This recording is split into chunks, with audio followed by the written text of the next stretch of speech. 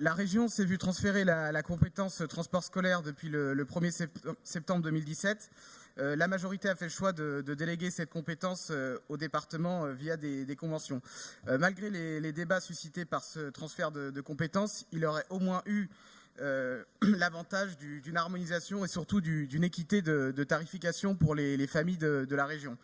Aujourd'hui, c'est la disparité qui règne, puisque dans certains départements, les tarifs vont de 100 à 200 € pour les familles, je ne rentre pas dans les détails, alors que dans d'autres, le principe de la gratuité de ces transports est acquis, comme dans l'Isère, l'Ain et l'Allier.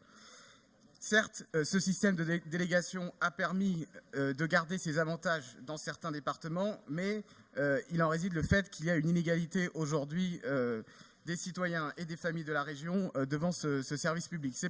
C'est la raison pour laquelle nous vous proposons, dans le contexte d'urgence sociale que nous connaissons aujourd'hui, que la région fasse un véritable geste pour le pouvoir d'achat des familles, en se fixant l'objectif de la gratuité des transports scolaires d'ici la fin du mandat. Nous avons bien conscience que cette mesure représente un coût important, 46 millions d'euros. Donc nous ne vous proposons pas aujourd'hui d'inscrire ce principe sur ce budget, mais de s'en fixer l'objectif d'ici la fin du mandat.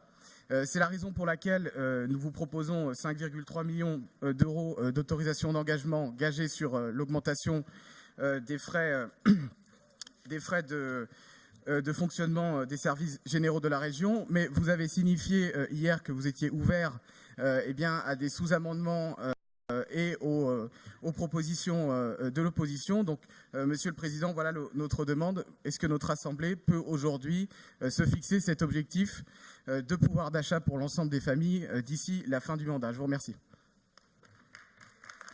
Merci.